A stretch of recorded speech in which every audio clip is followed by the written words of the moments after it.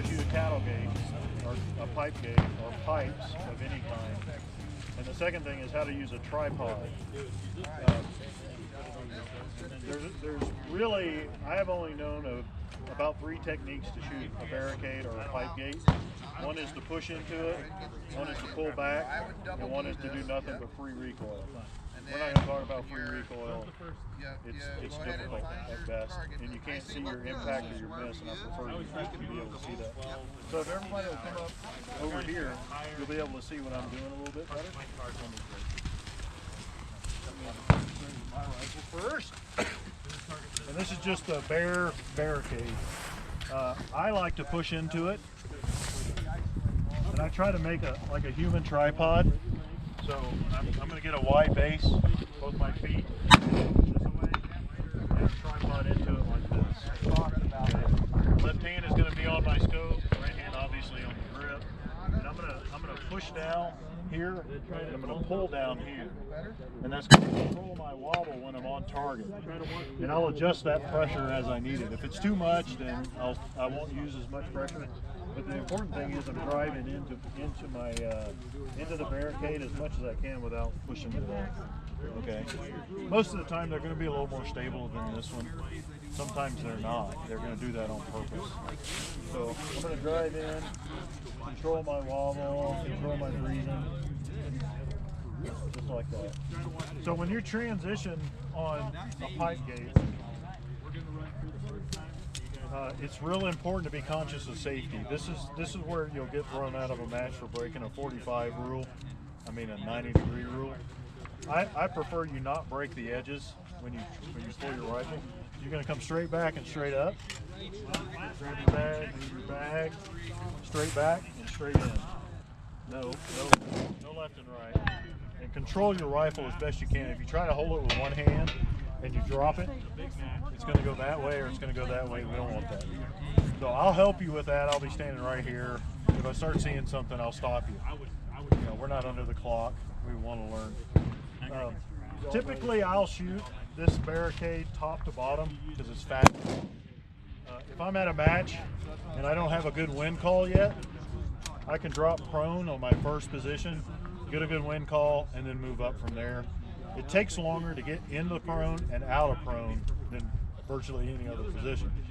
So if I have a good wind call and I'm confident, I'm going to shoot it top to bottom because all I have to do is get into prone.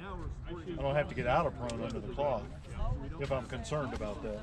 I'll typically shoot it top to bottom regardless because I practice it a lot. So it's just preference. You know, if you're not confident in your wind call, just drop down because that bottom rung is a high prone position. It's going to be pretty easy.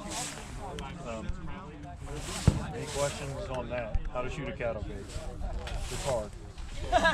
It's unstable, you know, which is why if they'll let you use a tripod, it's going to make this stage really easy, or any stage you use it in. So if you can use your tripod, definitely use it. If you're at a national match and they're going to let you use it, if you don't, you're giving away points. If that doesn't bother you, don't run it. You know, there's a lot of stigma about running a tripod or not running a tripod. It's a game. If they're going to let you use a device in a game, why not use it? Even if you have to borrow somebody's, borrow it, because you're about to find out why. So typically what I like to do with my tripod is I want to make sure that my legs are not going to interfere as I'm moving. So they're going to be parallel or they're going to be to the rear. This is a little harder when you transition. So I would say start parallel. And what you're going to do, the first thing I do is I get on target. So I'm like this. I'm on target. I'm going to take my left hand back to my buttstock, and I'm going to try to stay on target. And I'm going to reach down with my right hand by my tripod, and I'm going to slide it over till it hits my rifle right there, and then I'm going to hold it, and I'm still on target. Now I'm on target and I'm crazy stable. So now I can close my bolt, take my shot, open my bolt, and do whatever I need to do. Obviously recoil is going to move me, and you may have to adjust back again or something like that. So Pitch the stock with your thumb against the... I was just about to get to that. There's two things you can do You can pinch it like I'm doing right here, or you can take your hand and grip it and put your stock on your thumb. And as you squeeze your thumb, your fist is going to come up. As you relax it, it will go down. So just figure out what method works best for you. It may depend on what stock you're using. If you have a lot of angle, the fist is going to be easier. I typically use a pinch. I'll revert to a fist in a heartbeat if I can't get stable. So then when we transition, especially on a pipe gate, I can set this tripod like this, and all I have to do is run down the leg of it. So I don't want to over adjust. So when I transition, I'm going to transition down. I'm going to get on target first, okay?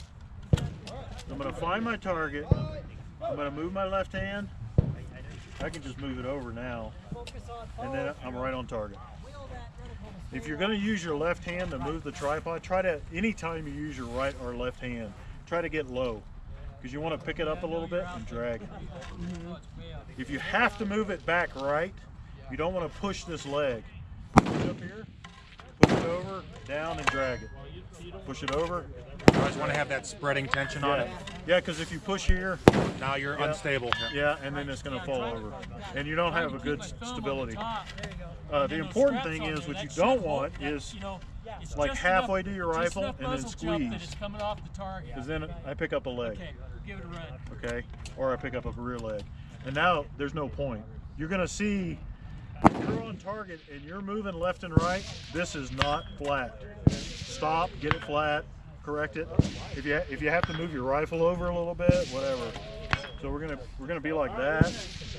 We're not on target. We need to move over, pull it back, move over, pull it back, just like that. I saw it move, but I couldn't tell. Any question? It looked like.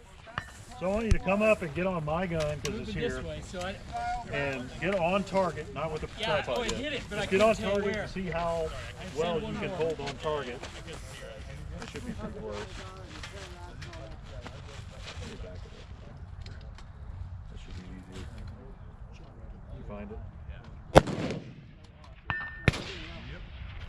Drive in. I can't see impact, but See how stable or unstable that is? Here, now take this hand back to the butt socket. Drop that hand straight down. And I would actually, here's a technique. So if you grab it like this, you're going to run in to where you're going to break your wrist trying to get it far enough over. If you do it underhand, you don't even have to grab it. Just make the cup, yeah, just like that. Open that hand up. So you want to drag it till it hits your rifle. I'll get it. Yeah, there you go. And then pinch it. If you don't drag it to where it hits your rifle, you're going to pinch it and you're going to pick up the leg. See, his back leg is up. Perfect. Now you can hold that all day, can't you? God, yeah. I mean, there is no wobble. Yeah. what determines whether or not you that's can use great. a tripod in the conflict? Is this The just batch direct. okay? Normally these days they'll tell you, if they don't say you can't, typically say I can use a tripod. Well, sure you can. You can, no gear restrictions means no gear. But typically if they don't, I got it. If they don't want you using it, they're going to say in the writing, no tripod. Checking out the scope, how we're like. Oh yeah. So get on it, find the target.